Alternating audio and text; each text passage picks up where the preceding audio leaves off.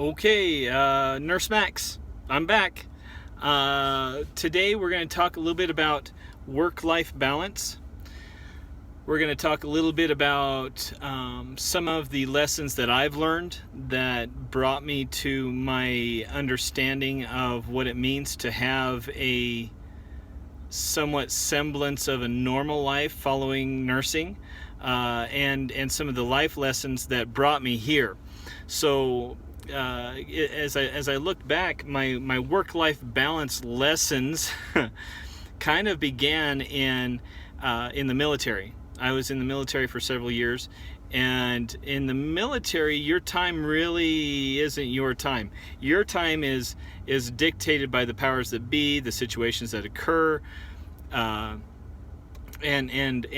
the occurrences that lead your pathway there are much different than, say, in a normal nursing career or something to that effect. So if I were to look back on my military career, which was just about 9 years, there's much of it that I'm very, very proud of, and I was very honored to have served. But I'm going to be completely honest, there are some points of regret that I have that were very, very strong life lessons. They were lessons that I didn't realize until years afterward, the impact that they had. First and foremost was, while I was deployed a lot, and unfortunately that took time away from my family. At that time we had just our one son and my wife, and I was gone quite often. I was on deployment, I was on training exercises, I was constantly working late, and it was very, very career based, very military oriented. Now, I'm not whining. I don't want that to come across as whining. I was very honored to have served, and I understand the purpose for what I did.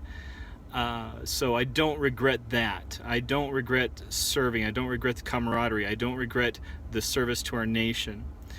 The pieces that, when I look back in retrospect, that I have a small sense of regret, comes down to what I missed with my wife and my son as a result of my career decision. So, having been in for about 9 years at that time, when I left the military, I had a very, very difficult lesson that I went through, that I needed to reflect on, that I needed to understand. And so with that in mind, I thought, well, I'm going to find a career that is going to give me more time at home. Yeah, that's going to be super easy, and I'm going to be a nurse. Yes, I can hear all of you laughing right now.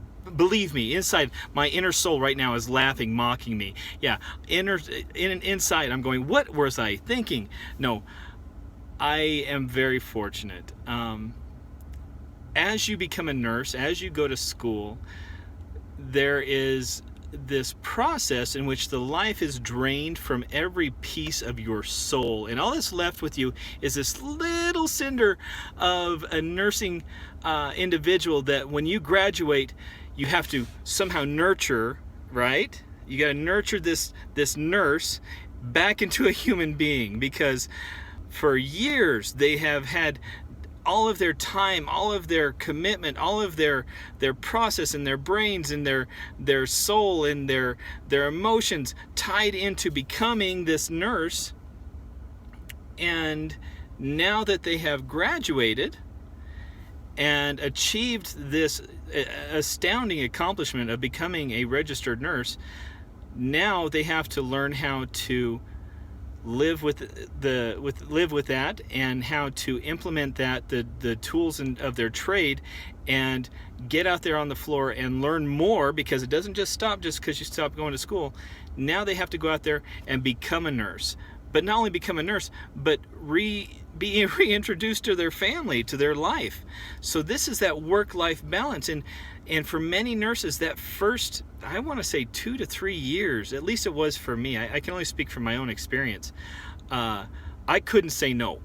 Hey, there's an extra shift. Oh, yeah, I can do that. I can do that. Oh, hey, we got some education come up. I can do that. I can. And oh, we have this extra task. We need somebody to help work on it. I can do that. I can do that. And you find yourself overcommitting. You find yourself constantly saying, I'll step up, because A, you want to be seen as competent, and B, you want to be seen as that go-to person, and C, you just don't know how to say no. It's the truth. Call it what it is. It may not be right, but it's real. So it doesn't happen until about the 4th year when you start to really go, whoa, I'm overwhelmed. I have got to figure out how to make this balance work. I've got to figure out what to do, and I've got to learn to prioritize. In nursing, everything we do is about prioritization, and when you're at work, you're prioritizing your patient, from airway to their circulation, to right down to, are they pooping? Everything is prioritized. And then on top of that, you got to prioritize everything else. The doctor's rounds, you got to prioritize all these pieces.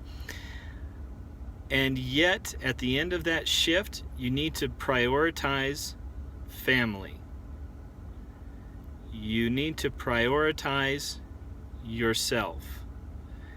That self-care, that self-awareness of, have I reached my limit? Have I reached the point where I need to recharge who I am and what I do, and recognize that by not having myself as part of this hierarchy of priorities, I'm doing a disservice to my patients.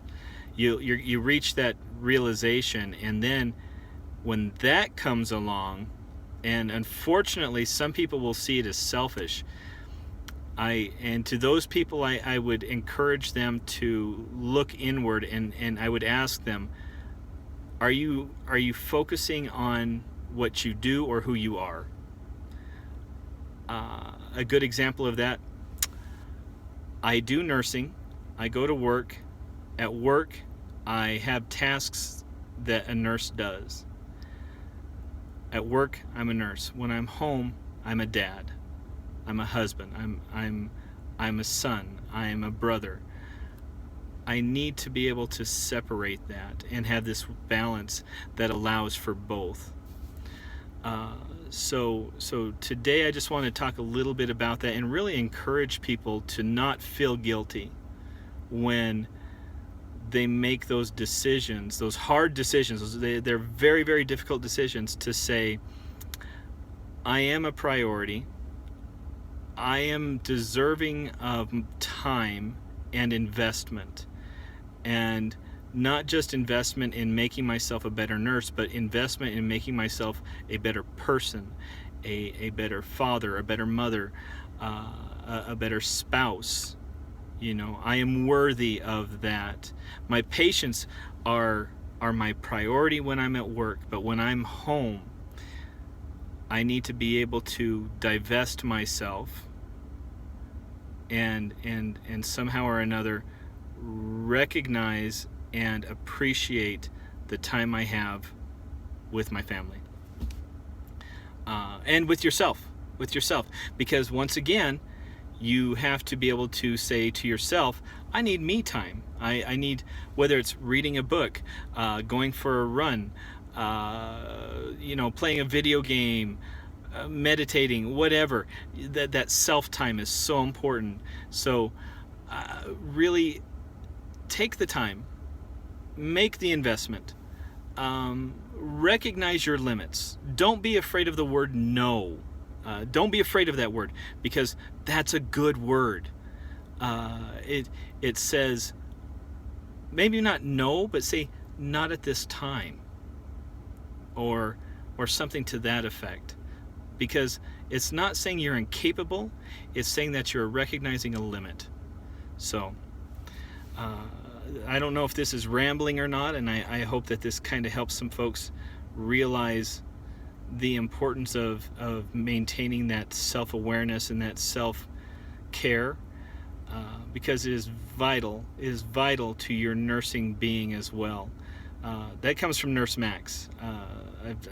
I've only done this for a few years, but the lessons I've learned prior to becoming a nurse and that the lessons that I've learned after becoming a nurse have led me to this understanding that self-care is just as important as patient care. They go hand in hand. And if one suffers, so will the other. So, do me a favor. Take some time for yourself. I don't even care what it is. But take some time for yourself. You're worth it. And when you come back to work, be rejuvenated. Be able to be there and be present in the moment. I think that's one of the biggest benefits of having that self-care and that self-awareness. And I encourage you, please do it. So that being said, I wish you all a very pleasant day, and I will be talking to you all again soon. Take care. Bye-bye.